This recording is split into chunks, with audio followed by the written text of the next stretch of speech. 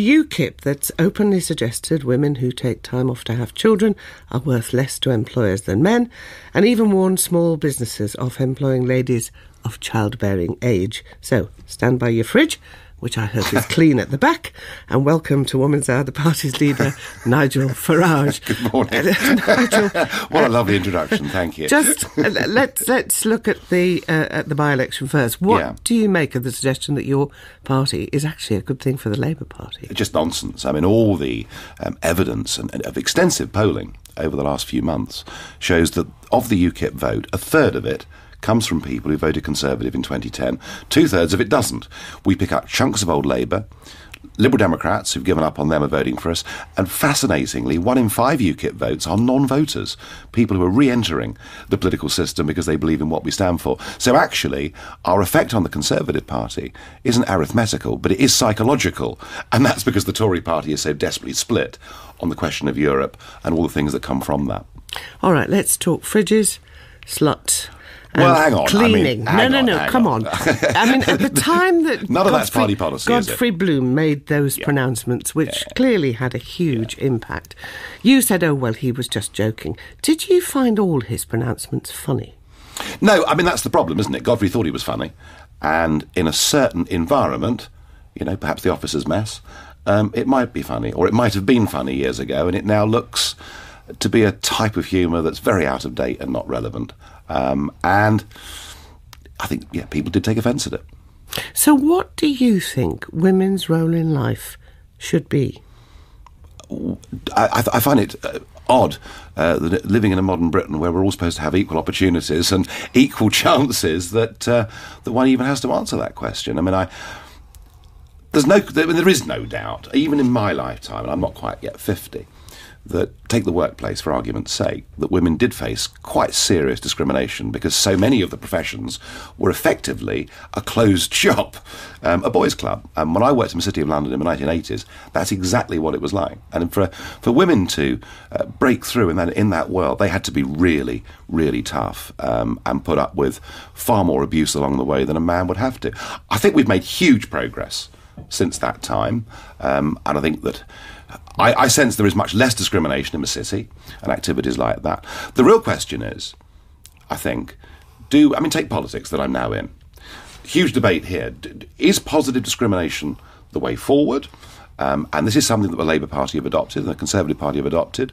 Or do we just say, look, we don't care actually whether people are black or white, male or female, we let them get on according to their ability. And that's the view that we've taken in UKIP. And that debate is going to be at the forefront of the national debate for years to come because we've got European rules on the percentage of women that have to be in the boardroom.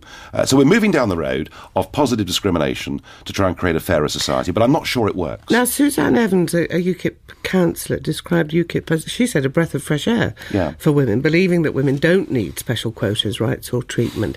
Isn't that sort of classic Thatcherite conservatism?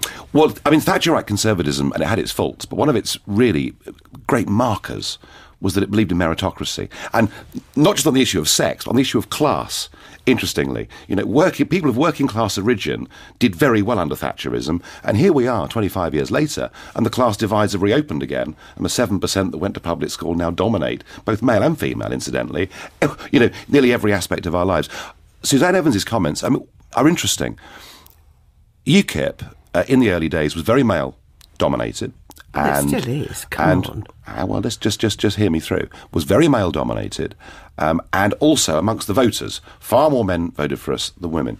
We saw a change in that begin to happen last year. I think the reason was that the 3 big by-election advances that we made, one was Corby, one was Rotherham, the other was Eastleigh, all female candidates. And we've just completed our selections for the European elections, and the women have done amazingly well. In fact, there are some saying that women are about to take UKIP over. And so from May the 22nd this year, post the European elections, there are going to be, amongst our top line people, as many women as men, and that's not happened with positive discrimination. It's happened because our members have judged they're the right people. But you see, you're talking the talk now, but what did you mean when you said women are worth less to city employers because they make different choices for biological reasons? Clearly you meant having children. Yes. So should a woman with a child not go out to work? No. I'm not suggesting that for a moment. I was talking to a breakfast meeting of city brokers and dealers. All right. So you were talking there to a very, very narrow section of society. It's a job, Jenny, that I did for 20 years. I never took a fortnight's holiday in 20 years. 2 weeks away from my clients and from that desk was too long. Is that a good way to work? I didn't say it's a good way to work, but it's a fact of life that if you work in those big hothouse dealing rooms, you have to be there with the customers. If a man takes a sabbatical or a woman takes time off to have a baby and you come back, you are seriously disadvantaged in that world. Now, look, if a woman is a doctor, a dentist, a lawyer, then having time off to have children makes absolutely no difference to her career advancement at all. So I was trying to give a very honest answer to a very narrow segment of society. The trouble with politics these days is that if you say something like that, you get vilified for it because it's taken to mean that you're extending that to all women in the workplace. But as far as that world's concerned, and you may be right, it probably isn't a very nice job to do. As far as that world's concerned, I think what I said was right. So what would your party's policy be on issues like parental leave, statutory maternity pay? Well, we're very keen to look at how we can have proper transferable tax allowances so that people can make choices. And it's not actually just women now that stay at home to bring up children. There are 1 million men who now stay at home. And I had one of my employees who resigned when I was running a company say, Nigel, I'm going to stay at home. My wife's going to go out to work. So there are some big changes taking place within society in terms of childcare. We would like to see a transferable tax allowance. The big thorny issue that we've got to deal with party policy is what do we do for Britain's 4.5 million small businesses, run by men and women, many of them on borrowed money from the bank or on their life savings. And for them, maternity leave is a very real issue. Now, in Scandinavia, all the costs of that are covered by the government. But in this country, the employer actually has to bear a fair burden of that. And that is something that we've got to talk about and debate honestly. Because on the one hand, we want women to have every opportunity to go into the workplace, but on the other, we have to allow our small businesses to survive. How do you deal with somebody like Bloom, again saying, a small businessman with a brain would not employ a woman of childbearing age? That is Godfrey's a former member of your party saying that out loud. Yeah. The point Godfrey was making, had he expressed it differently, was a very powerful point. What he was saying was that legislation that was put in place to protect women in the workplace was actually now acting, in a sense, discriminating against them getting jobs in the first instance. And it's very interesting that Bloom's comments, not his wording, but Bloom's comments have now been supported by Alan Sugar, India Knight, who hardly is somebody that hasn't advanced the cause of women in society. A lot of people actually now agree that the essence of what he said was right, but the way that he expressed it perhaps upset people. And another of your UKIP MEPs, Stuart Wheeler, let's go back to the question of boards, because often, what's said by party members I know. I have to live with it every day. And here are you now, paddling like mad, saying, no, it wasn't really like that. But what did Stuart Wheeler mean when he said, we shouldn't worry about women on boards because women come nowhere at chess, bridge or poker? Yeah, I know. There you are. What Stuart is saying. These are members of your party. I could find you plenty of members in my local Labour club who would say this, or the Tory Association down the road. We just are having open season at the moment on anybody in UKIP that says anything. I will repeat the point that the women are slowly but surely taking over UKIP. They're going to dominate the election coverage in the run-up to the European elections in May. We believe in a meritocracy. We think that positive discrimination is demeaning. But if people say things, what am I supposed to do?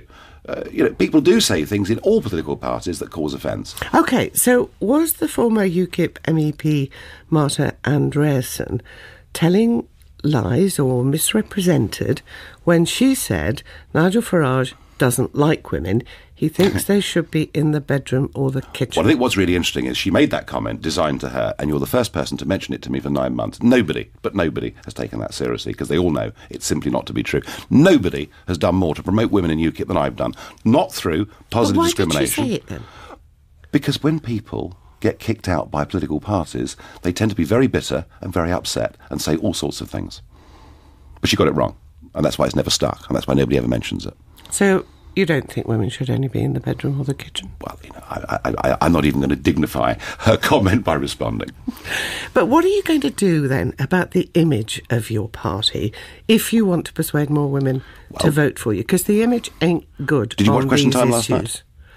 Do you know, I felt so ill I went to bed early and rarely I missed it. You're sitting there with the cough mixture and sitting feeling here with miserable. my cough mixture, my cough sweets. Well, last night we had a lady called Janice Atkinson appeared for us. Diane James, who stood for us in the Eastleigh by-election last year, has been on Question Time 3 times. We had a woman called Jane Collins in Yorkshire, who did so well for us in the Rotherham by-election, who's establishing herself in the media in the north as a figure. And when you get the results from the European elections, which will come out on Sunday the 25th of May, you'll be astonished to see as many women as men in the top slots in UKIP. Things have changed. Your big campaign this week has been saying that foreign aid should go to flood victims at home. Yeah. How well do you suppose that's playing with the electorate? I should think it's playing better with women than it is with men, because I think women actually do tend to be people that think very much about the family and about budgets. Men tend to be rather more irresponsible on these issues in many households. And I think we're right. I mean, we're giving £1 billion a month in effectively charity overseas, and just occasionally, when there is a disaster at home,